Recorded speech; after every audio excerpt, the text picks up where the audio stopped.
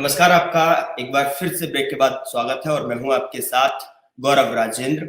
और आज का जो खास सेगमेंट हमारा बाजार लाइव के बाद आप देख रहे हैं, दीप जले और शेयर चले।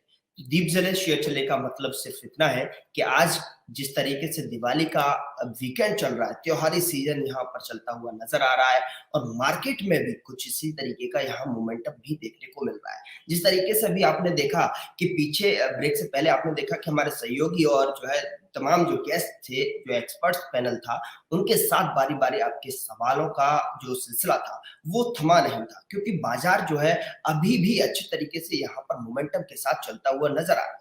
और तमाम सारे गेस्ट के साथ आपने सुना कि दिवाली पिक्स जो है, दिवाली सीजन में आपको किस तरीके से निवेश करना चाहिए, कहाँ पर आपको कौन सी स्ट्रेटजी अपनानी चाहिए और साथ ही साथ कौन सा स्टॉक आपको लॉन्ग टर्म इन्वेस्टमेंट के लिए बेहतर साबित हो सकता है या इंट्राडे के लिए आपको यहाँ पर कारगर साबित हो सकता है। तमाम वो सारी स्ट्रेटजी आपने अभी ब्रेक से पहले आपने सुनी, देखी और तमाम वो मेहमान जिन्होंने चार्ट बेसिस और फंडामेंटल बेसिस जो है जानकारी के साथ में आपके साथ जो सवालों का सिलसिला था, आपका सवाल जो थे, आपकी जो पिक्स, आपके काउंटर पोर्टफोलियो में जो शामिल थे, उन पर चर्चा हुई।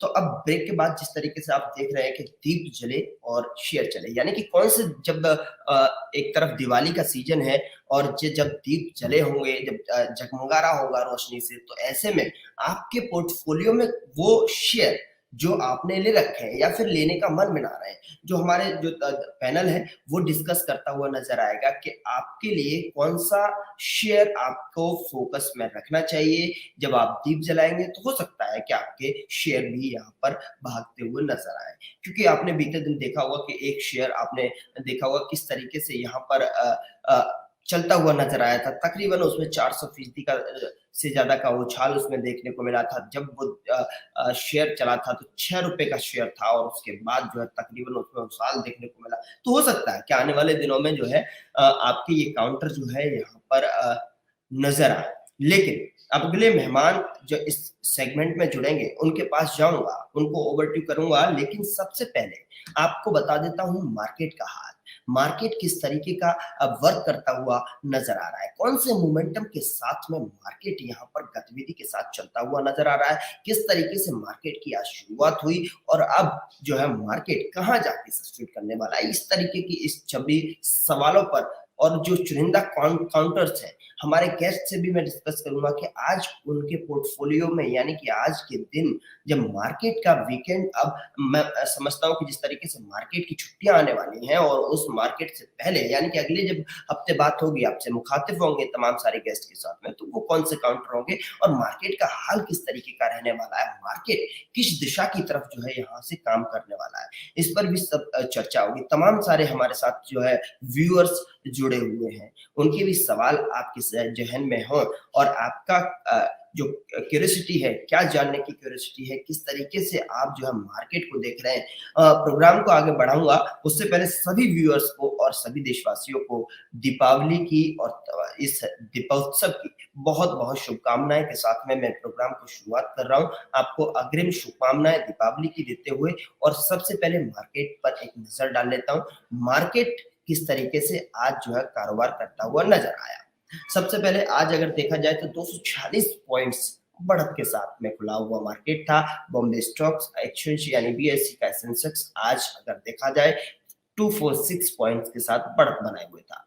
यह अगर देखा जाए 60,254 पर कारोबार करता हुआ नजर आया, जबकि नेशनल स्टॉक एक्सचेंज यानी कि निफ्टी का आज जो अगर देखा जाए तो मामूली बढ़त के साथ 17,947 के साथ में खुला और निफ्टी में अगर अभी की स्थिति को देखा जाए तो अभी हरे निशान के साथ कारोबार करता हुआ निफ्टी यहाँ नजर आ रहा है मुझे, जब मैं देख पा रहा हूँ 17,918 के आसपास कारोबार कर रहा है और वहीं सेंसेक्स अभी फिलहाल की स्थिति में 59,993 पर कारोबार करता हुआ नजर आ रहा है। अब सवाल यहाँ पर ये उठता है कि किस तरीके से निफ्टी में आपको स्ट्रेटजी यहाँ पर अपनानी चाहिए, आपको पोर्टफोलियो में कौन से वो स्टॉक्स जो है आज रखने चाहिए। क्या आप दिवाली पर, जैसे कि धनतेरस आपने देखा कि धन के साथ साथ से जब धन की वर्षा हुई, यानी बहुत सारे लोगों के काउंटर और सवाल यहाँ पर ये निकल कर आ रहे थे कि आज हम जो खरीदारी दीपोत्सव के तौर पर दिवाली हम मना रहे हैं, दीप यहाँ पर हम अपने घर को, यहाँ अपने शहर को रोशन करने में लगे हुए हैं, तो क्या आपके पोर्टफोलियो में भी वो शेयर हैं जो आपके पोर्टफोलियो को रोशन करेंगे? क्या आपके पोर्टफोलियो में वो चुनिंदा स्टॉक हैं जो आपको धन की वर्षा करेंगे? क्या कुबेर महाराज आप पर वर्षा करते हुए नजर आएंगे?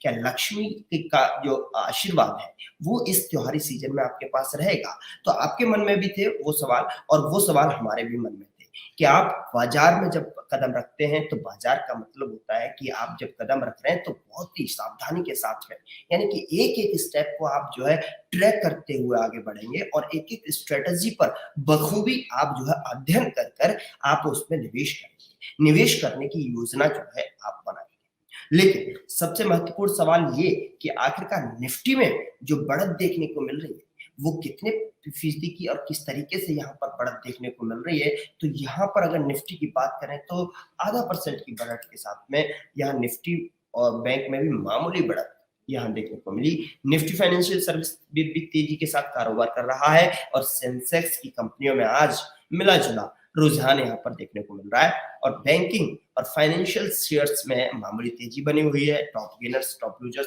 जैसे कि सुबह वाले आपने सेगमेंट में देखा कि कौन कौन से यहाँ स्टॉक जो है आज हरे निशान में कारोबार कर रहे हैं, यानी कि गेनर्स वाली श्रेणी में कारोबार कर रहे हैं। उसके बाद में जो है गेस्ट के पास जाऊंगा, अपने मेहमान के पास जाऊंगा, मेहमान से तारुफ कराऊंगा आपका कि किस तरीके से उनके पास आपके लिए आज क्या कुछ खास स्ट्रेटजी, रणनीति और जो आपके दिशा को सही दिशा में जो है आने वाले समय में मार्केट में आपको पैसा मुनाफा वसूली यहाँ पर करा कर देंगे। लेकिन सबसे पहले टॉप गेनर्स पर एक नजर डाल लेते हैं। तो टॉप गेनर्स में आज लसन टर्बो 1899 के आसपास कारोबार कर रहा है और चेंजेस देखने को मिल रहे हैं इसमें 83.7 रुपए पॉइंट के आसपास। और गेनिंग स्पीड परसेंटेज अगर देखा जाए तो 4 यानी 4.5% लगभग मोटा मोटी आप समझ लीजिए 4.5% की इसमें बढ़त जो है बनी हुई है। यूपीएल, अगला काउंटर यूपीएल, जो कि आपने देखा सुबह वाले सेगमेंट में भी हमने जो आपको देखा बाजार लाइव में अभिषेक सिंघल के साथ में बड़ी चर्चा इस पर हुई और तमाम जो उन्होंने अपने स्ट्रेटजी के साथ में चार्ट बेसिस के साथ में टेक्निकल पॉइंट के साथ में आपको समझाया कि यूपीएल में किस तरीके से जो है आज गेनिंग पावर परसेंटेज बनी हुई है, किस तरीके से चेंजेस देखने को मिल रहे हैं। बखूबी इस पर लंबी एक चर्चा जो है हमारे अभी पीछे आप सेगमेंट में देख चुके हैं, जो कि 747 के आसपास कारोबार कर रहा है। तकरीबन इसमें 27 से 28 पॉइंट की इसमें चेंजेस देखने को मिले हैं और परसेंटेज की अगर बात की जाए तो तकरीबन 4.5% का परसेंटेज इसमें देखने को मिला है। वहीं आईओसीएल और हिंडेल्को इंडस्ट्री और ग्रासिम इंडस्ट्री, ये वो नाम जो टॉप गेनर्स की श्रेणी में आज यहाँ पर बने हुए हैं। और सबसे बाद में जब मैं बताता हूं कि टॉप लूजर्स की श्रेणी में कुछ नाम, कुछ श्रेणी उस श्रृंखला में कौन से वो नाम है जो आज लूजर्स की श्रेणी में कारोबार कर रहे हैं, यानी कि आपको आसान भाषा में समझना होगा कि लाल निशान के नीचे यहाँ पर कारोबार करते हुए नजर आ रहा है। तो वो है सन फार्मा इंडस्ट्री, जो कि तकरीबन 796 इस के आसपास जो कारोबार करता हुआ नजर आ रहा है और चेंजेस देखने को मिल रहे हैं इसमें तकरीबन 19 पॉइंट के गिरावट के साथ।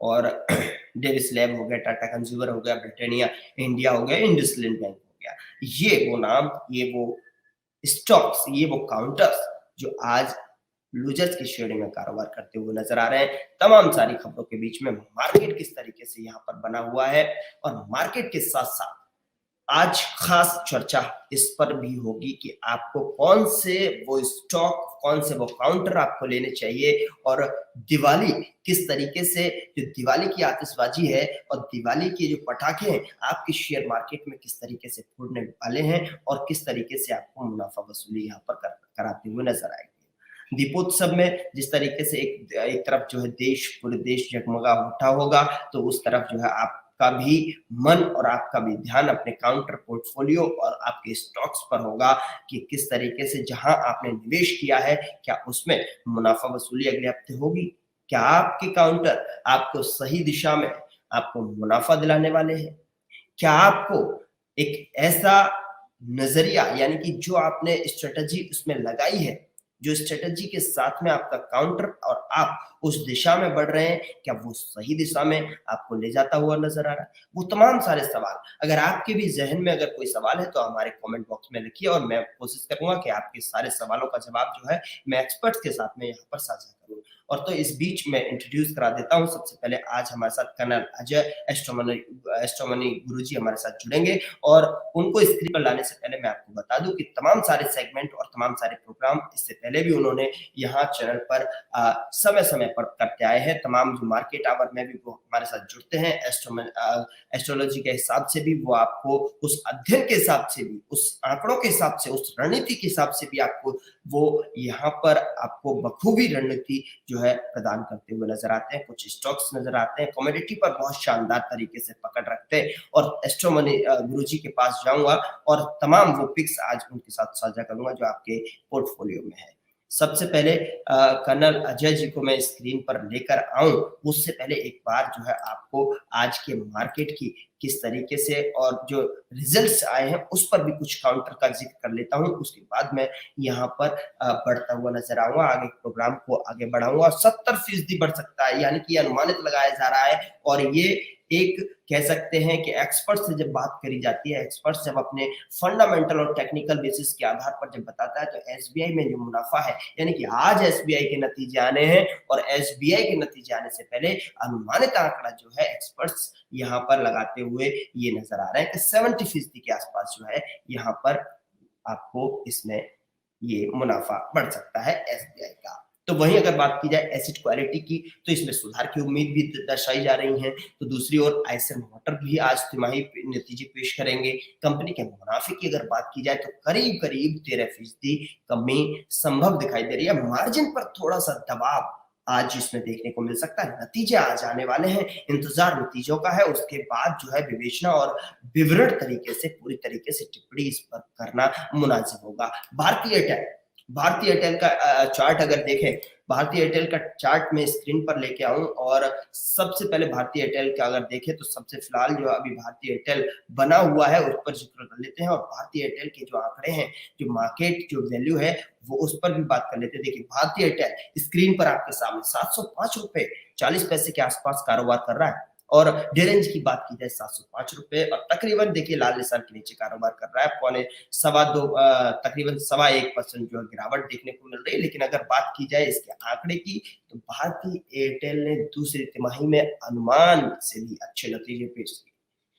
अब आप सोच रहे होंगे कि नतीजे तो अच्छे हैं लेकिन इसमें गिरावट देखने को मिल रही है। अगर नतीजे अच्छे हैं तो आप ये जो है कारोबार हरे निशान में क्यों नहीं करता हुआ नजर आ रहा है। आपके पोर्टफोलियो में भी हो सकता है ये संभवतः हो। तिमाही आधार पर मुनाफे में तकरीबन 300% जो है का उछाल देखने को मिल रहा है। आय भी 5.5% यहाँ पर बढ़ती हुई नजर आई है। एवरेज रेवेन्यू की अगर बात की जाए तो पर यूजर 146 रुपए से बढ़कर 153 रुपए हुआ है। तो ये जो खबर है, ये जो इसके नतीजे आए, शानदार नतीजे, 3 गुना इसका मुनाफा बढ़ा।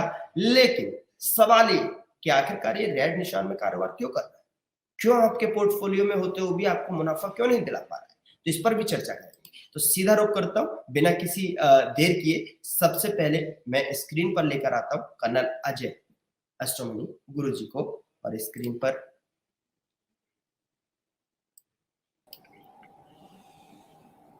कर्नल अजय सर, आपका स्वागत है टीवी इंटरनेशनल के खास कार्यक्रम दीप जले शेयर चले में। बहुत बहुत शुभकामनाएं Gaurav ji. It's very nice to have you seen again. I hope you must have been, now you're looking very fresh and most energetic as you are always. And TV 100 national के सभी दर्शकों को कर्नल अजय का प्यार भरा अभिवादन। स्वस्थ रहें, मस्त रहें, कमाते रहें, नाचते रहें, यही हमारी शुभकामना है सभी दर्शकों को।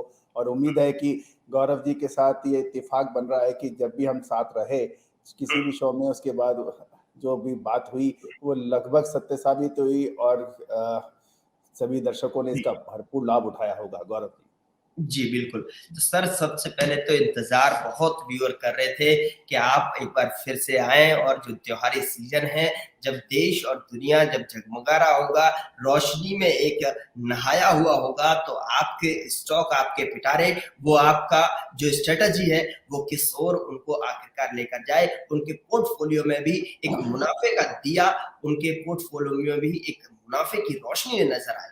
आप क्या कहना चाहेंगे? बिल्कुल, बिल्कुल, बिल्कुल, बिल्कुल कि दीपक जलेंगे, खुशियाँ मनेगी, निवेशक कमाएँगे और हम सब लगातार मुस्कुराएँगे, यही कामना है।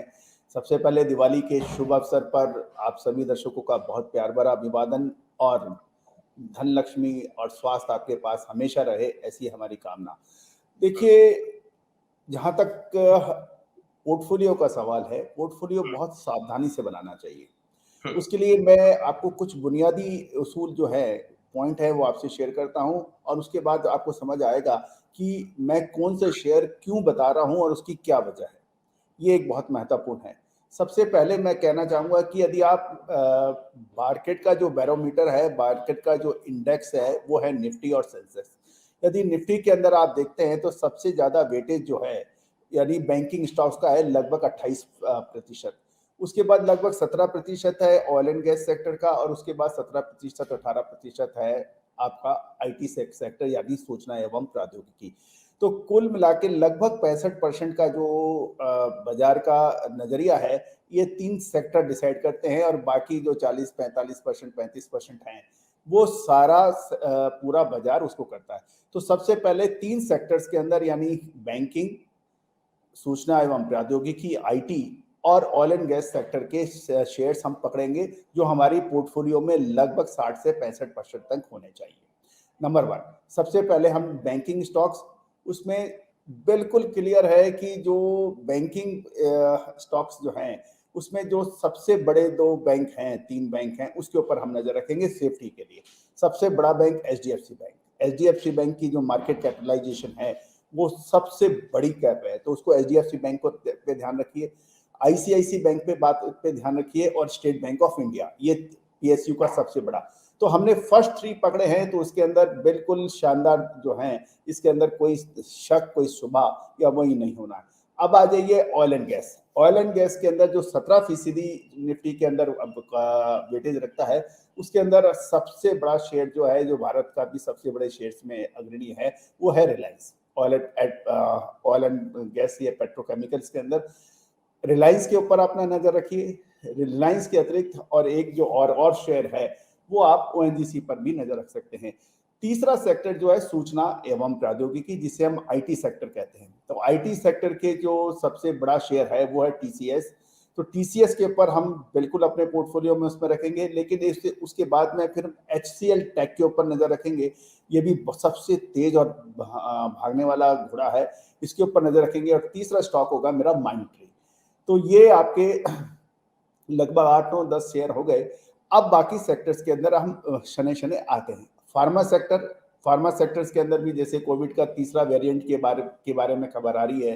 लंदन, ऑस्ट्रेलिया और यूरोप के अंदर से खबर आ रही है, चाइना से भी खबरें आ रही है, लेकिन उसके बावजूद भी हम फाइजर के ऊपर नजर रखेंगे, क्योंकि बच्चों के ऊपर जो वैक्सीन है, उसकी परमिशन फाइजर को मिली है। और फाइजर सबसे पहली वो कंपनी थी जिसने ऑफिशियल तरीके से कोविड-19 का वैक्सीन डिक्लेयर किया था और जिसकी अग्रिम अनुमान और विश्लेषण हमने पहले भी दिया था।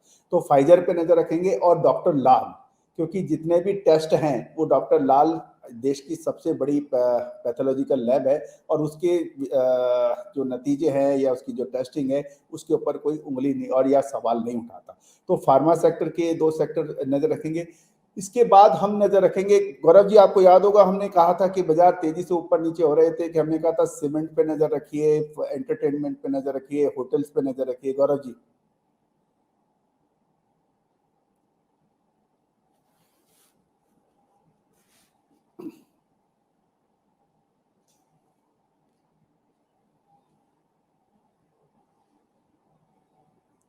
वॉइस एक्चुअली सर मैं बताना चाहूँगा, जब आप यहाँ पर प्रोग्राम में जब हमारे साथ जुड़े हुए थे, अब मुझे लगता है कि मेरी आवाज़ आप तक सही तरीके से पहुँच पा यस, रही अभी है। पहुंच रही है। बार मुझे यहाँ पर दिखाई दिया। और साथ ही साथ मैं आपको बताना चाहूंगा, जब हमारे साथ आप जुड़े थे, आपने अमूमन जब सारे एक्सपर्ट्स की बात की जाए तो सीमेंट सेक्टर की तरफ ध्यान ही नहीं जा रहा था, चुनिंदा स्टॉक पर ही नजर जा रही थी, तब आपने वो स्टॉक रिकमेंड किया था और तब उसका जिक्र आपने प्रोग्राम में किया था, मुझे अच्छे से याद है। जी सर, प्लीज कंटिन्यू। जी, तो गौरव जी, सीमेंट सेक्टर, क्योंकि मैं सीमेंट सेक्टर को इसलिए शामिल करना चाहता हूं क्योंकि इकोनॉमी यदि ग्रोथ पर है तो सीमेंट और स्टील के बगैर आपका काम नहीं चल सकता। चाहे आप तो इंफ्रास्ट्रक्चर हो या फिर मतलब सीमेंट एक कोर इंडस्ट्री है। और अभी बिल्कुल मानसून खत्म हो गया है, साउथ वेस्ट मानसून, तो अब सारा कंस्ट्रक्शन फुल स्विंग पे चलेगा। तो मैं इंडिया सीमेंट और एसीसी पे नजर रखूंगा। वैसे तो सभी स्टॉक्स अच्छे हैं, अल्ट्राटेक सीमेंट भी काफी अच्छा है, या और सदर्न पार्ट ऑफ कंट्री यानी दक्षिण भारतीय कंपनी की सीमेंट कंपनियां भी अच्छी हैं, लेकिन लीडर्स के साथ चलना चाहिए। इसके अलावा स्टील सेक्टर, जैसे लगातार मैं कहता हूं कि स्टील सेक्टर कोर इंडस्ट्री है। टाटा स्टील जैसी कंपनी को बनाने के लिए अब बहुत मुश्किल होगी यदि कोई दूसरा बने तो।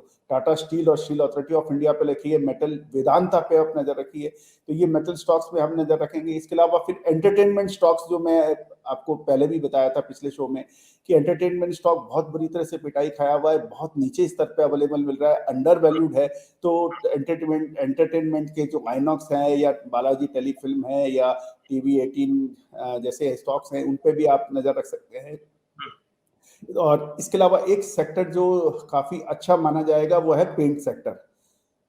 पेंट के अंदर एशियन पेंट जो मार्केट लीडर है उस पर नजर रखिए, बर्जर पेंट पे भी नजर रखिए। पिछले शो के अंदर आपके सहकर्मी के साथ में था तो उस टाइम भी मैंने यही कहा था कि आप इस पर नजर रखिए।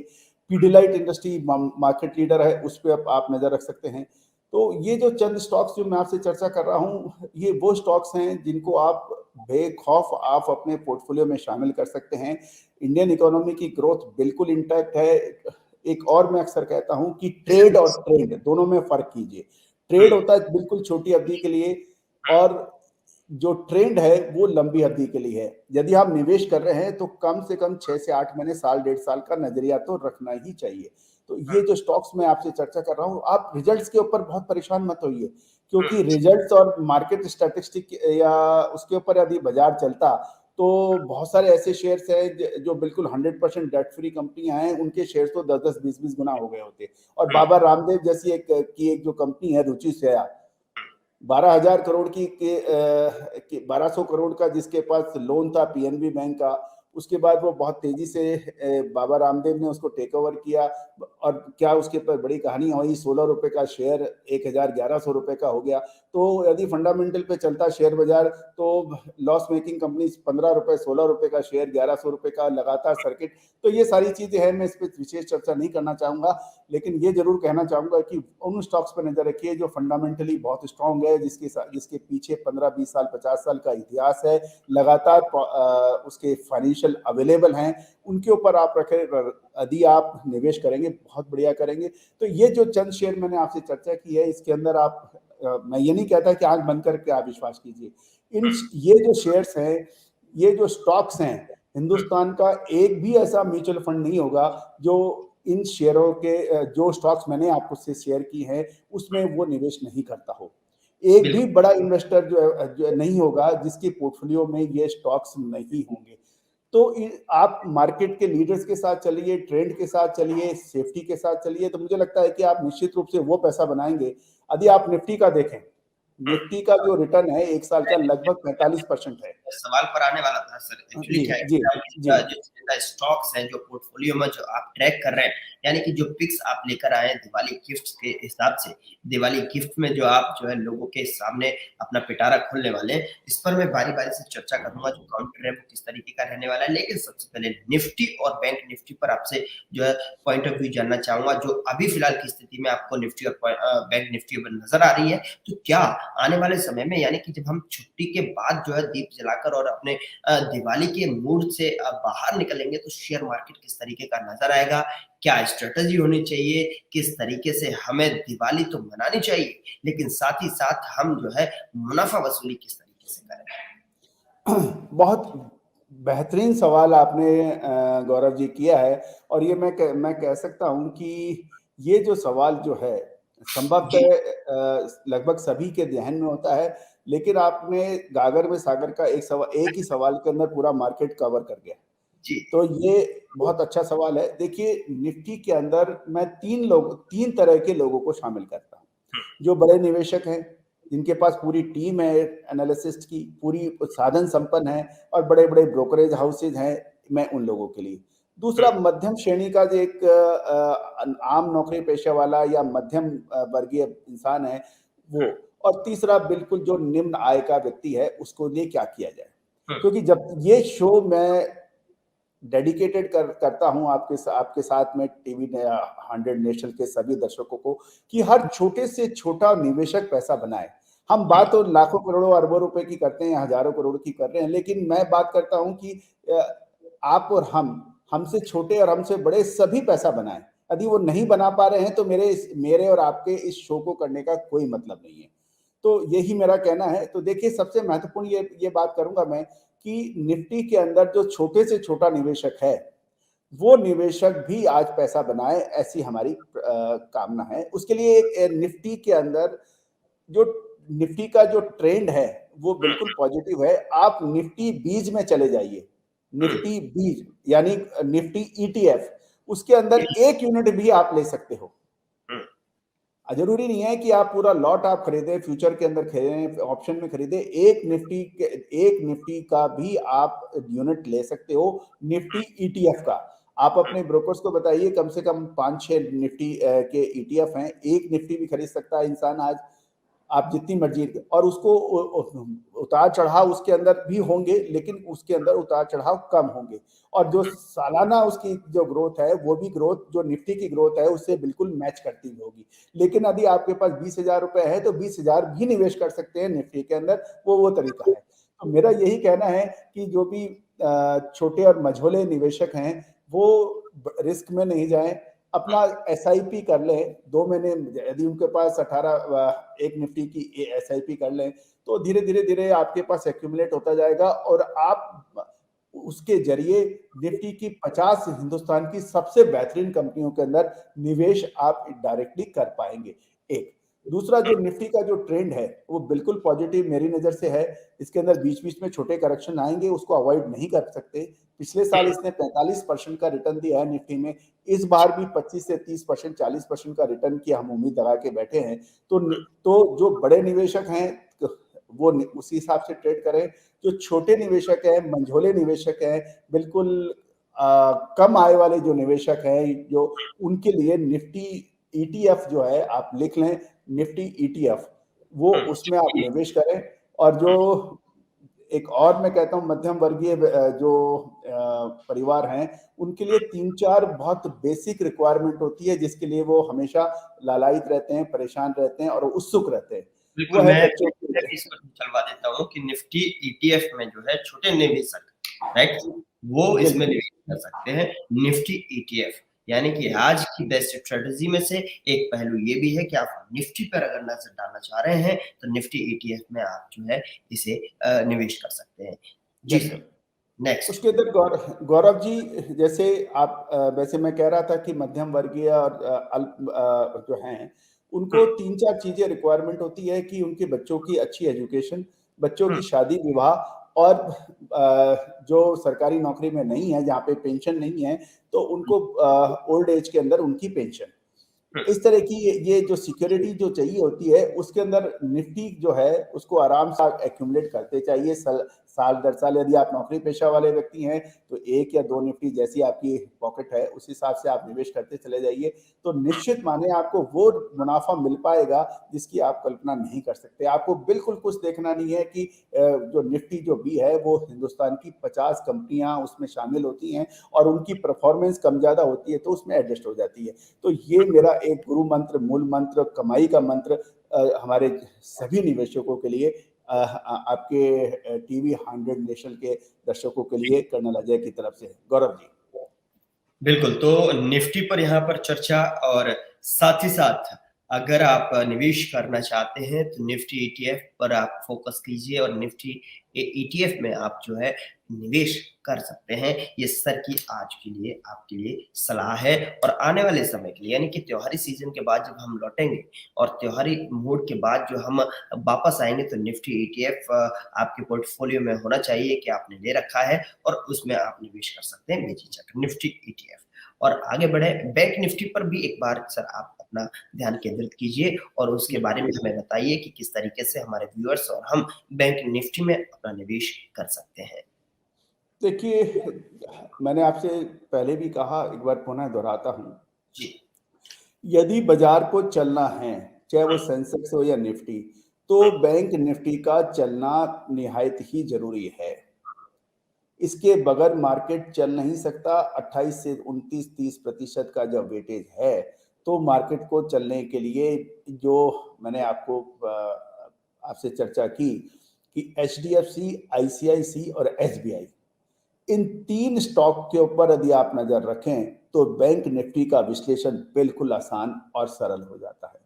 3 स्टॉक चल रहे हैं, बैंक निफ्टी को कोई नहीं रोक सकता, बाजार को कोई रोक नहीं सकता। तो बैंक निफ्टी के अंदर भी, जैसे मेरे पोर्टफोलियो में भी मेरे एचडीएफसी बैंक, आईसीआईसी बैंक और एसबीआई शामिल है, इसका बिल्कुल क्लियर इंडिकेशन है कि बैंक निफ्टी के अंदर भी अच्छी मूवमेंट होने की पूरी संभावनाएं बनती है और ये इंटैक्ट रहेगी।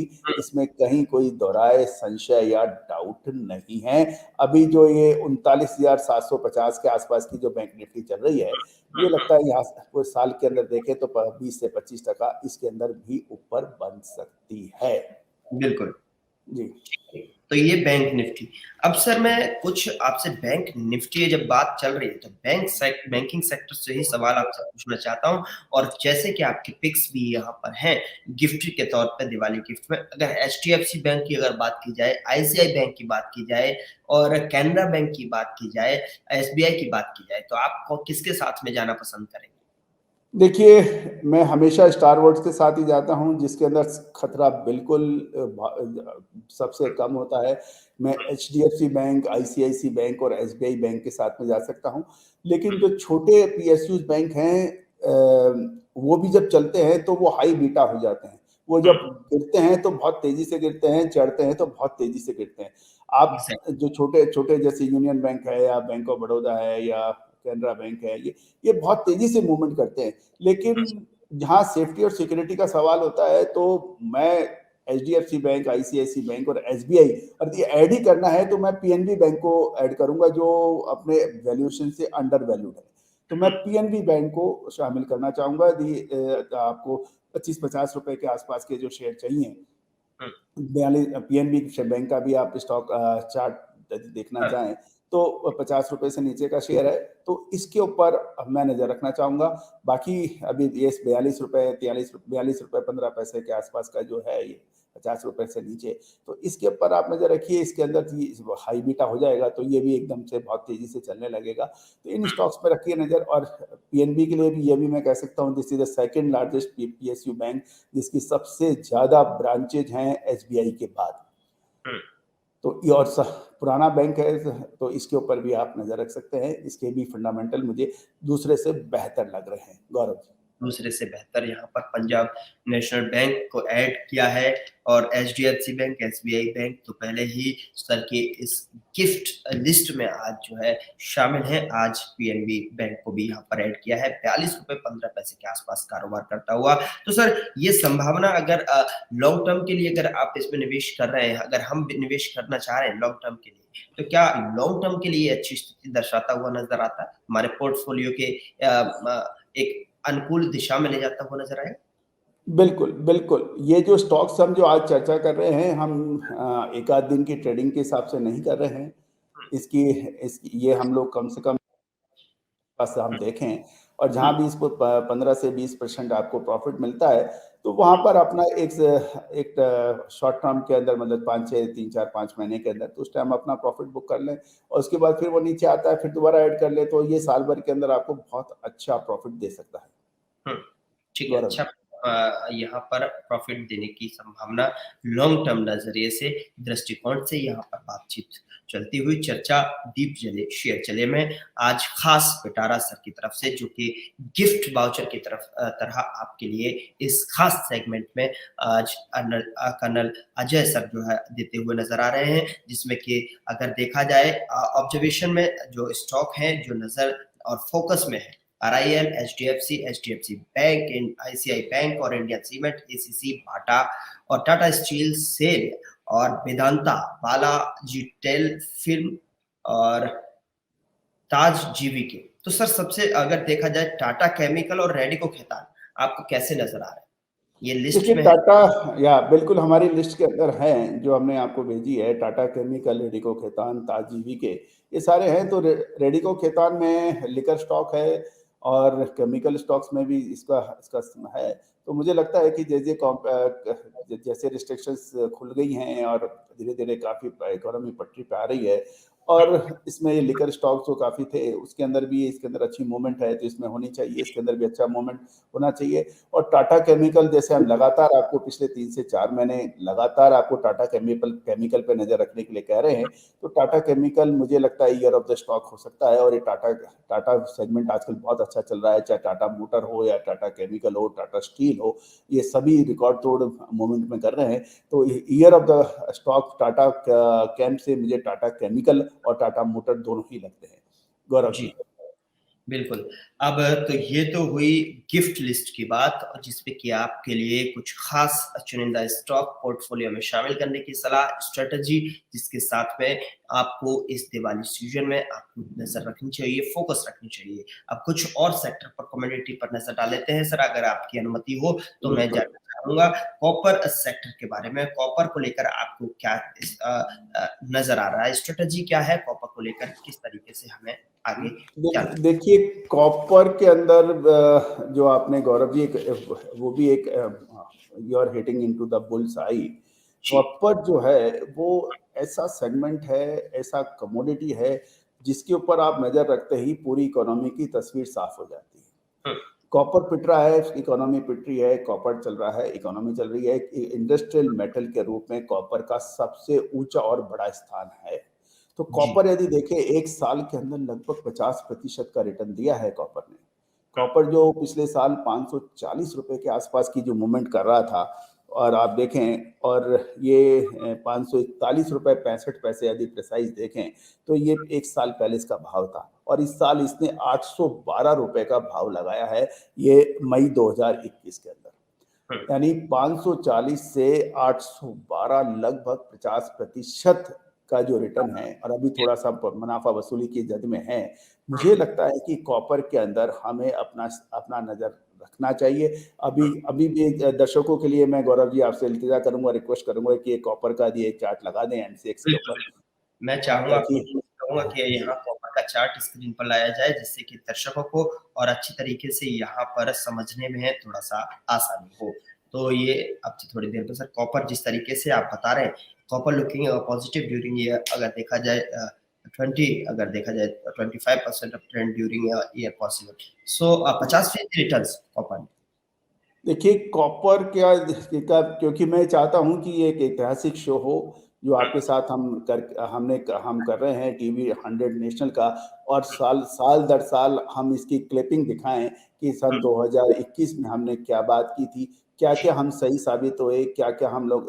देखिए कॉपर का लगाइए आप, हिंदुस्तान कॉपर का नहीं, कॉपर MCX के अंदर कॉपर।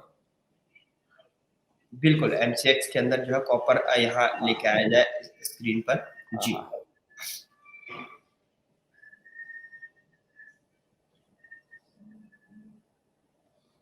अगर देखा जाए सर कॉपर और सिल्वर को लेकर, सिल्वर को अगर देखा जाए, सिल्वर, कॉपर और कॉपर इस टाइम 748 रुपए के ऊपर ट्रेड कर रहा है। कॉपर नवंबर फ्यूचर 748 रुपीज 10 पैसा, ये जो भाव अभी चल रहा है 748 रुपए का, और ये 812 रुपए 60 पैसे इसका हाई गया है, और 541 जो इसका था वहां से इसने मूवमेंट किया है। तो 748 है, यानी लगभग 70-80 रुपए हाई से अभी नीचे की तरफ है। तो पहले ये 812 पकड़ेगा और उसके बाद उसने 15 से 20-25% ऊपर और जा सकता है। तो आप ये देखिए कि तो ये करीबन 900 से ऊपर इसकी पूरी संभावना बनती है इस बार। तो इसके अंदर भी जो ये कॉपर की जो रिक्वायरमेंट होती है, सारे जो इंडस्ट्रियल मेटल का कारोबार करते हैं, इंडस्ट कॉपर की खरीद करते हैं, चाहे इसका इस्तेमाल इंडस्ट्रियल कमोडिटी के रूप में, उनके लिए ये एक अहम शो हो, ये मेरी कामना है, ताकि ये बरसों बरस तक याद रखें टीवी 100 नेशनल को और गौरव जी को और हमें, ताकि कि जब ये 748 चल रहा था, क्योंकि पिछली बार जब ये 540 545 था तब हमने इनको कहा था, तो उस वक्त लोग कह रहे थे 600 साढ़े 600 रुपए की बात कर रहे थे। जब ये 812 लगाया 50% की जम के साथ में, तो फाइनेंशियल एस्ट्रोलॉजी और फंडामेंटल एनालिसिस का जो शक्ति है, जो पावर है, जो उपयोगिता है, वो बिल्कुल क्लियर हुई। ये यही, क्योंकि ऋषियों की जो ये अद्भुत वाणी है, इन वाणी को सहेजने का काम हम लगभग पिछले 25 सालों से कर रहे हैं। और जो ये सदियों पुरानी हमारी रहस्यमय विद्याएं थी, जो कि विदेशी आक्रमणकारियों की लगातार हमले से, अंग्रेजी ब्रिटानिया सरकार के लगातार इसको नेस्तनाबूद करने की वजह से ये विद्याएं लुप्त हो गई। लेकिन हमें चाहिए कि यदि हमें विश्व गुरु बनना है, हमें दोबारा ऊपर आना है ग्लोबल इकोनॉमी के अंदर, तो हमारी जो मूल पद्धतियां हैं, हमारी जो मूल रहस्यमयी विद्याएं हैं, हमें उन पे फोकस करना ही पड़ेगा। हम विदेशी तकनीकों से आगे नहीं चल सकते। हमें अपना जो हमारा सिस्टम था, उस सिस्टम के अंदर रिसर्च कर उसको आगे बढ़ाना पड़ेगा। और यही मेरी कामना है। और मेरा मकसद भी आप सभी से बात करने का सिर्फ इतना है कि जो ये पावरफुल टेक्निक्स हैं, उससे आप लोगों को रूबरू कराऊं, भारतीय होने का गर्व का एहसास दिलाऊं, और इन विद्याओं के अंदर आपका जो विश्वास है, आपकी जो कमाई है, और पुनः आप हमारी भारत की संस्कृति का परचम यानी झंडा या निशान लेके आगे बढ़े, पूरा विश्व को चमत्कृत कर दे। यही मेरी सब भावना है आपके शो में आने के लिए। गौरव जी, बहुत अच्छा लगा, बहुत महत्वपूर्ण बिंदु, और जिस तरीके से कह सकते हैं कि एक यकीनन यहाँ पर एक विश्वसनीय, एक महत्वपूर्ण बिंदु और महत्वपूर्ण स्पष्टीकरण के साथ में आज आप सर हमारे साथ समय दिया और इस चर्चा में शामिल हो रहे हैं। और आगे अगर दूसरी तरफ मैं आगे ले जाना चाहूंगा, प्रोग्राम को थोड़ा सा आगे ले जाकर कॉपर पर बात हुई, तमाम स्टॉक्स पर बात हुई, और किस तरीके से स्ट्रेटजी होनी चाहिए निफ्टी, बैंक निफ्टी पर, उस पर बात हुई। और अब आने वाले समय के लिए, यानी कि अब जब लोग जो है पूरी दिवाली के मूड में है, आतिशबाजी के मूड में है, हालांकि गवर्नमेंट की तरफ से भी कुछ आदेश है कि आतिशबाजी को किस तरीके से कहां-कहां पर लागू किया गया है, कहां-कहां लागू नहीं किया गया है, वो भी खबरों के आधार पर जो है गवर्नमेंट के रूल एंड रेगुलेशंस के हिसाब से ही आप आतिशबाजी को यहाँ पर आप फोड़ते हुए नजर आए। आखिरकार ऐसा ना हो कि आप ज्यादा ही आतिशबाजी के रंग में लग जाएं, क्योंकि नियम और जो गवर्नमेंट के नियम है उनका भी उल्लंघन ना हो। तो ऐसे में सर आगे बढ़ते एग्रो कमोडिटी की ओर आपका ध्यान आकर्षित करना चाहूंगा कि एग्रो कमोडिटी में आप कॉटन, गौरचीट, पेपर किस तरीके से देख रहे हैं बारी-बारी से?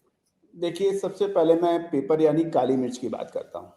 काली मिर्च का जो फंडामेंटल है, थोड़ा सा आप समझ लें कि सबसे ज़्यादा जो काली मिर्च है वो लगभग 55% वो होती है कर्नाटक में। उसके बाद होती है केरल के अंदर लगभग 40-45% और 5% का इसका उत्पादन तमिलनाडु में होता है। इस बार जो काली मिर्च के ऊपर मैं इसलिए नज़र रखना चाहता हूँ कि कर्नाटक के तटीय प्रदेश और केरल के अंदर भारी बरसात से, अक्टूबर माह के अंदर जो बरसात हुई, उससे काली मिर्च की फसलों को काफ़ी क्षति या नुकसान होने की सूचनाएं मिल रही हैं। और काली मिर्च के जो भाव हैं, जो मार्केट के अंदर, वो 450 से 490 रुपए प्रति केजी तक बढ़ते देखे गए हैं। आने वाले समय के अंदर, क्योंकि लंका से भी अभी जहाँ तक कुछ आती थी, वहाँ पे भी कुछ रिस्ट्रिक्शंस हैं, वहाँ पे भी रोक लगी हुई है, और बाकी देशों के अंदर चाहे वियतनाम है या ब्राज़ील है, उनकी फसलों को आने में समय है। तो मुझे लगता है कि जो काली मिर्च यानी मसालों के अंदर जो है जो कारोबार करते हैं, उनके लिए अच्छी सूचना मिल सकती है, उसमें मुझे तेज़ी नज़र आती है। आपको याद होगा, यदि आपने इतिहास पढ़ा हो, तो काली मिर्च वो स्पेशल मसाला है जो कि यूरोप और पूरे विश्व में भारत से निर्यात होता था। और एक समय तो कहा कि एक किदवंती भी है, वो कितनी सत्य है मुझे, मैं इसकी नहीं आपको कंफर्म कर पाऊंगा, लेकिन कहा गया था कि एक बार रोम के ऊपर बहुत बड़ा हमला हुआ था और उस हमले को रोकने के लिए भारत की 40 मन काली मिर्च की मांग की गई थी कि यदि आप रोम को बचाना चाहते हो तो 40 मन काली मिर्च दिया जाए तो हम रुकेंगे। इस तरह की कुछ बातें करते हैं पुराने लोग। अब किसमें है तो एक अलग चीज है। दूसरी कमोडिटी आपने मुझसे पूछी थी, कौन सी पूछी थी गौरव जी आपने? तो मैंने एग्रो कम्युनिटी में जो है मैंने पूछा था कॉटन और गॉर्स। कॉटन, बिल्कुल। कॉटन के ऊपर देखिए गौरव जी, आपको याद होगा कि लगभग 4 या 5 शो पहले हमने एक चर्चा की थी कि कॉटन लगभग सितंबर के फर्स्ट वीक के आसपास में कि कॉटन के अंदर मुझे तेजी नजर आ रही है। और गौरतलब है उस वक्त जुलाई और अगस्त का जो महीना था और सितंबर के फर्स्ट वीक तक कॉटन में लगभग 25 से 40% की बड़ी गिरावट दर्ज हो चुकी थी, क्योंकि कॉटन का जो सीजन होता है वो अक्टूबर महीने के अंदर, सितंबर अक्टूबर के महीने के अंदर ये बाजारों में नई फसल आ जाती है। उस वक्त हमने यही कहा था कि जो ट्रेंड 25-40% का टूटा है, मुझे लगता है यहाँ से बाउंस बैक आएगा। और लगभग भारत के सभी अलग अलग विभिन्न एसोसिएशन और कॉटन कॉर्पोरेशन ऑफ इंडिया और सब ने यही कहा था कि कॉटन की फसल बहुत बढ़िया है, इस बार गिरावट होगी और ऐसा होगा वैसा होगा। तो लेकिन हमने कहा था कि आप आंकड़े आप प्रस्तुत कीजिए, ग्रह हमारे पास हैं और और देख लेते हैं कि बाजुए जोर कितने कहते हैं कि किसकी बाजुओं में कितना दम है, किसका एनालिसिस क्या दिखा लेता है। और एग्जैक्ट देखिए सितंबर 20 तारीख के बाद और अक्टूबर तक लगभग जो 35 से 40% कॉटन नीचे थी वो 30 से 40% ऊपर हो गई। और ये पूरा का पूरा बाजार ऐसा चमत्कृत हुआ कि ये क्या हुआ। तो ये जीत गौरव जी फाइनेंशियल एस्ट्रोलॉजी की है, आपकी और मेरी नहीं है। ये जीत इस विद्या की है, ये भारतीय ऋषि मुनियों की जीत है कि जो विपरीत बात की थी। और उसका एकमात्र कारण ये था कि आपको याद होगा हमारे लगातार पिछले 3-4 महीने के जो शो हैं, हमने साउथ वेस्ट मानसून पे आपसे चर्चा की थी कि सितंबर में तेज बरसात, सितंबर में तेज बरसात, अक्टूबर में कंटिन्यू रहने की संभावना। वो स्टैंडिंग क्रॉप की जो फसल थी, चाहे सोयाबीन हो, चाहे गवार सीड हो, चाहे कॉटन हो, वो खड़ी फसलों पर तेज बरसात से उसने पूरा पानी फेर दिया था। और सारे आंकड़े इनके बिल्कुल उल्टे हो गए क्योंकि फसलें खराब हो गई। पिंक वॉर्म करके एक बीमारी थी वो कॉटन में लगी और हालत ये हुआ कि आज कॉटन का माल इजीली अवेलेबल नहीं है। सारे मिलर, सारे जिनर्स आज परेशान हैं और कॉटन हमारा सेकंड लार्जेस्ट एक्सपोर्टर हुआ करता है हमारा देश। अमेरिका से भी इसकी लगातार फसलों में गिरावट की समाचार मिल रही है। गौरतलब है गौरव जी, आपके जरिए मैं टीवी 100 नेशनल के सभी कारोबारियों को और किसानों को बताना चाहता हूं कि कॉटन की जो विश्लेषण है हमारे यहाँ एसोसिएशन करती है, कॉटन कॉर्पोरेशन ऑफ इंडिया भी बोलता है, लेकिन विश्वसनीयता के लिए लोग अमेरिकन यूएसडीए यानी United state of America agriculture department की जो सूचना है, उनकी जो रिपोर्ट है वो सबसे ज्यादा मार्केट में प्रचलित होती है। तो उसका भी यही कहना है कि अमेरिका के अंदर भी डेल्टा एक्सेस है, मिसिसिपी इलाके हैं, वहां भी कॉटन की फसलें खराब हैं। भारत के अंदर भी कॉटन की फसलों को नुकसान पहुंचा है और इस बार क्लोजिंग स्टॉक भी कम है और भारत से निर्यात भी कम होने की संभावना है क्योंकि किसान माल दे नहीं रहे हैं। किसान नरमा का माल दे नहीं रहा है। आज सारे जिनर, सारे मिलर्स बड़े परेशान हैं क्योंकि उन्होंने माल छोड़ दिया था सितंबर महीने के अंदर। अब ऊंचे भाव में 40% भाव के अंदर इनको माल लेने में बड़ी तकलीफ हो रही है। तो ये तो कॉटन के ऊपर बात कर रहा हूँ गौरव जी। तीसरी आपने गवार सीड के ऊपर बात की थी। गवार सीड के ऊपर आपने जो मुझसे प्रश्न पूछा है, आपको याद होगा आपके साथ ही मैंने चैनल पे यही कहा था कि गवार सीड का हर साल लगभग 1 करोड़ बोरी का 1 करोड़ बैग्स का रिक्वायरमेंट होती है। और इस साल गवार की फसलों में 25 से 30% ही बिजाई हुई थी, यानी सीडिंग हुई थी, क्योंकि किसान परेशान थे पिछले 10-12 साल से। गवार सीड के जो भाव हैं वो लगातार नीचे तेजी से गिरे थे, तो किसानों का मोह भंग हो गया था, व्यापारी परेशान थे। इस बार 25 से 30% ही बिजाई हुई और उसके ऊपर मौसम की मार हुई और उसके ऊपर दाना बिगड़ गया और बाजारों के अंदर गवार की बहुत बड़ी किल्लत या बहुत कमी हो रही है। अब एक महत्वपूर्ण बात यह है कि इसमें एक जो गवार सीड है वो राजस्थान, गुजरात और हरियाणा के इलाकों में ही इसका कारोबार और ये पैदावार होती है पूरे वर्ल्ड में। पाकिस्तान के अंदर भी कुछ होती है, लेकिन हम सबसे बड़े उत्पादक देशों में से माने जाते हैं। इस साल फसल भी कम है और किसान भी मंडियों के अंदर गवार सीड ला नहीं रहा है ऊंचे दामों की अपेक्षा में। और इसमें सबसे बड़ा योगदान इंटरनेट का है, सबसे बड़ा योगदान इस डिफरेंट टीवी चैनल्स का है, जो किसानों को हर चीज लगातार अपडेट करके बता रहे हैं। पहले किसान को पता नहीं होता था गाँव सुदूर इलाकों के अंदर, लेकिन आज किसान इन सब सुविधाओं के होने की वजह से एक एक सेकंड की इसके पास खबर है। वो माल ही नहीं ला रहा है और खाली मेड़ता सिटी के आसपास जो है वहां पे कुछ माल मिल रहा है, बाकी पूरे राजस्थान के अंदर और वहां पे के अंदर मंडियों के अंदर अच्छे गवार की बड़ी किल्लत है। तो आने वाले समय के अंदर कॉटन, गवार ये एक दो कमोडिटी हैं, इसके अंदर अच्छा होगा। गौरव जी, आपकी इजाजत हो तो मैं चने के ऊपर भी एक अपडेट देना चाहता हूं, क्योंकि किसान बहुत परेशान है चने के वजह से। गौरव जी प्लीज। देखिए, निश्चिंत हाँ होकर रखिए सर। जो है क्योंकि आज इस अवसर पर जो है व्यूअर्स भी और जो हमारे देशवासी हैं वो आपके साथ में दिवाली मना रहे हैं।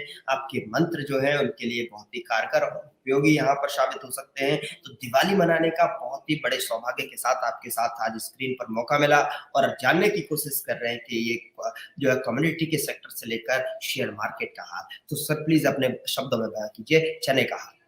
जी देखिए, मेरा हमेशा से ये मकसद रहा है कि हम हिंदुस्तान के हर छोटे से छोटे तबके के लिए हम ये शो करें।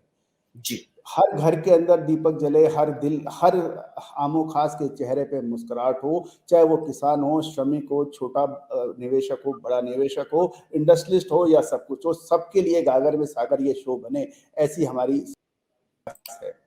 चना जी जो है चना जो है देखिए, सरकार ने स्टॉक लिमिट लगाई, सेबी ने एनसीडीएक्स के ऊपर चने के वायदे पे रोक लगा दी।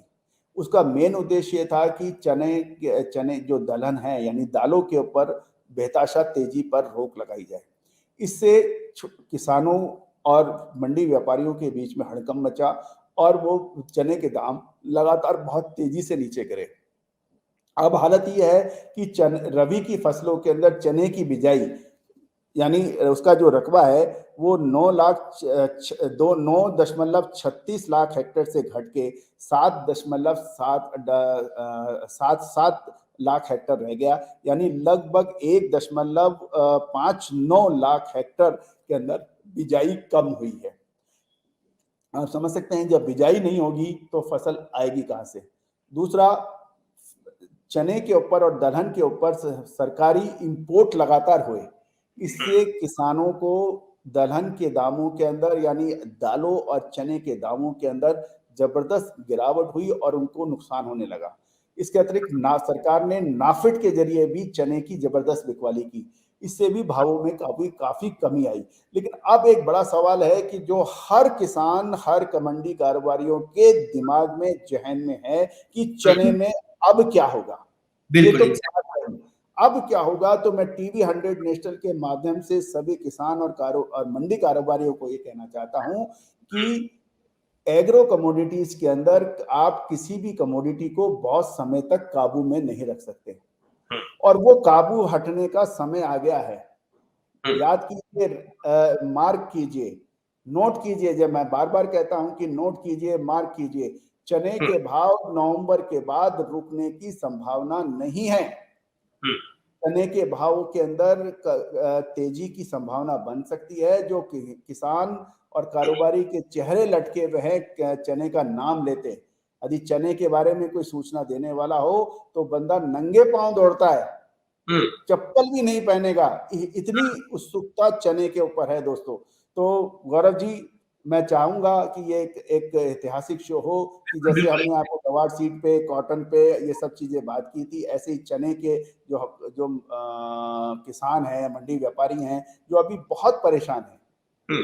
बहुत लेकिन परेशान हैं, उनके लिए ये सूचना हो, इनके लिए ये विश्लेषण हो और उन्हें उम्मीद है, मैं ये दावा नहीं करता कभी भी, क्योंकि आगे भविष्य में क्या होगा वो सब अनुमान का ही खेल है, विश्लेषण का ही खेल है, कितना उसमें प्रतिशत सही होता है, कितना कम होता है वो एक अलग चीज़ है। लेकिन मेरा विश्लेषण ये कहता है चने के अंदर नवंबर के बाद में रुकना संभव नहीं है और चना इसमें सारी लोगों की जो कमियाँ हैं, परेशानियाँ हैं, वो दूर कर सकता है। गौरव जी। नहीं, बिल्कुल, बिल्कुल ये ऐतिहासिक यहाँ शो और मैं यकीन से कह सकता हूँ और विश्वास से कह सकता हूँ जितने भी शो किए हैं, उसमें सर आपकी जो प्रेडिक्शन है, आपकी जो स्ट्रैटेजी है और आपकी जो अनुमानित जो चीज़ें कह सकते हैं कि भविष्यवाणी जो आप करते हैं वो मतलब मोस्टली जो है यहाँ बिल्कुल सटीक और वो जो आपका भाला है, जो एक भविष्यवाणी जो करते हैं, बिल्कुल गोल्ड पर जाकर लगता है। ऐसा क्या कारण है? क्या लोग भी हमारे व्यूअर्स भी जानना चाहते हैं कि आपके द्वारा फेंका हुआ भाला आज तक रुका ही नहीं, अपने जो अचूक है एक तरीके से कह सकते हैं, वो चूकता क्यों नहीं है? वो वहीं जाकर सटीक निशाने पर बैठता है। जी देखिए गौरव जी, ये जी। 25 सालों का लगातार हुँ, अथक प्रयास है।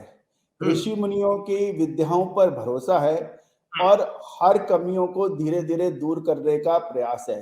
क्योंकि जी। कोई भी मेथोडोलॉजी है, उसके अंदर कमियाँ होती हैं। जब हुँ, आप लगातार अभ्यास करते हो, लगातार प्रयास करते हो, तो आपको गलती करने की चांसेस उतने ही कम हो जाते हैं। बिल्कुल, बिल्कुल। लेकिन मैं एक बात और दर्शकों को आपके माध्यम से कहना चाहूँगा कि शेयर बाजार हो, कमोडिटी बाजार हो, एग्रो कमोडिटी जो गोल्ड, सिल्वर, कॉपर हो, करेंसीज़ हों, हुँ, इसका विश्लेषण परमाणु बम बनाने से ज़्यादा मुश्किल है। आप कहेंगे परमाणु बम के और इसमें क्या ताल्लुक है? जी। देखिए, आप वंस यदि एटम बॉम्ब का जो फ़ॉर्मूला है, एक बार क्रिएट हो गया, तो उसके हुँ, बाद आप 5000 बनाओ, 10,000 बनाओ, 5 बनाओ या 5 लाख बनाओ, वो उसमें कोई दिक्कत नहीं होती। हुँ, लेकिन ये जो कमोडिटी एनालिसिस है, ये हर रोज़ अपनी रंग बदलता है। इसके अंदर एक फ़ॉर्मूला कभी शाश्वत रूप में काम ही नहीं करता और हुँ, पूरे वर्ल्ड की इकोनॉमी जो हम जिस सेगमेंट में हम चर्चा कर रहे हैं, आपको ताज्जुब हुआ जब हम ऑयल सीड के ऊपर बात करते थे कि जो जी। सोयाबीन है या खाद्य तेल है, हम लगभग 1 लाख करोड़ से ज़्यादा हुँ, सरकार खर्च करती है, भारत खर्च करता है ऑयल खाद्य तेलों को खरीदने में। हुँ, India is the largest edible oil importer in the globe। हुँ, तो ये जो इकोनॉमी है, जो हम लोग चर्चा कर रहे हैं, ये बहुत विश्लेषण मांगती है, बहुत मेहनत मांगती है और इसके अंदर हर रोज परिवर्तन होता है, हर रोज विश्लेषण होता है। तो लगातार आप टीवी 100 नेशनल के एक शो के अंदर आप बने रहें और प्रोग्राम को बहुत बारीकियों से देखें, बार-बार देखें, 3, 4, 5 बार इसको सुनिए, तो आपको निश्चित रूप से मैं ये कह सकता हूँ कि आपको बहुत ज़्यादा शेयर होगा, आपको विश्वास होगा और आप इसके अंदर कामयाबी से ट्रेड भी कर पाएँगे। गौरव जी। बिल्कुल, जिस तरीके से कन्नड़ अजय सर कहते हुए नज़र आ रहे हैं, बहुत ही बारीकी के साथ अध्ययन करना पड़ता है और हर रोज़ जैसे बताते हुए नज़र आ रहे हैं कि आंकड़े और जो नंबर्स का ग्राफ है, वो उतार-चढ़ाव की तरफ जो है निशाना और दर्शाता हुआ नज़र आता है यहाँ की। लेकिन वो जब हो सकता है कि नंबरों में उतार-चढ़ाव हो जाए, लेकिन कर्नल अजय सर की नज़रों से नहीं चूकते कोई भी नंबर्स और यही कारण होता है कि बहुत ही विश्वसनीयता के साथ में, महत्वपूर्ण स्ट्रैटेजी के साथ में और एक सटीक कह सकते हैं कि निशाना और सही निशाना, सही दिशा में निशाना आपको बताकर जाते हैं, आपको लगा कर जाते हैं और वो भाला आपको गोल्ड लेकर ही आएगा। यानी कि जो भविष्यवाणी आज से पहले भी सेगमेंट में मुलाकात हुई है, आपसे मुखातिब हुए हैं और वो शो आप उठाकर देखिएगा जितने परसेंटेज की जो सर की तरफ से कहा गया कि कितने परसेंटेज की इसमें वृद्धि होगी, वो वहाँ पर देखने को भी मिली। ये बात रिकॉर्ड हो जाती है और ये आप भी सुनते हैं, आप भी जानते हैं। देखिए किस तरीके से एक एनालिस्ट जब उसको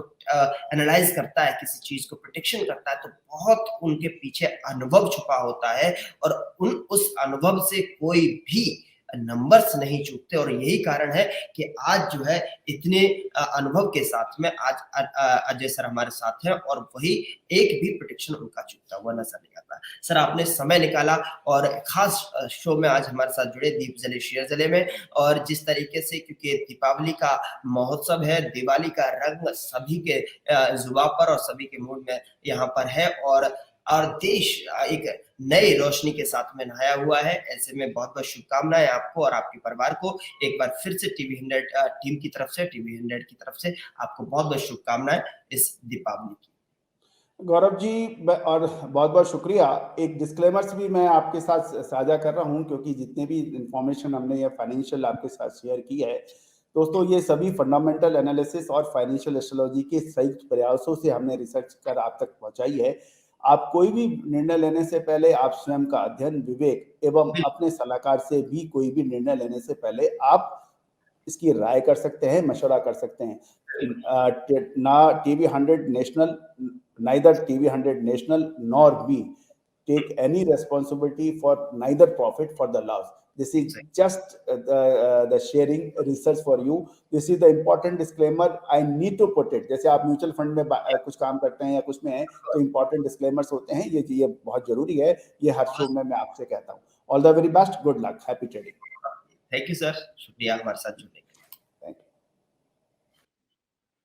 तो हमारे साथ आपने देखा दीप जले शेयर चले में, और दीप जब आप जगमगाएंगे रोशनी के इस प्रकाश में, जब इस दीपावली को आप मना रहे होंगे, तो आपका पोर्टफोलियो भी आपके अच्छे से अच्छे बेहतर स्टॉक्स, बेहतर पिक्स के साथ में नहाया होगा, यानी कि आपके पोर्टफोलियो में भी शानदार स्टॉक्स नजर आएंगे।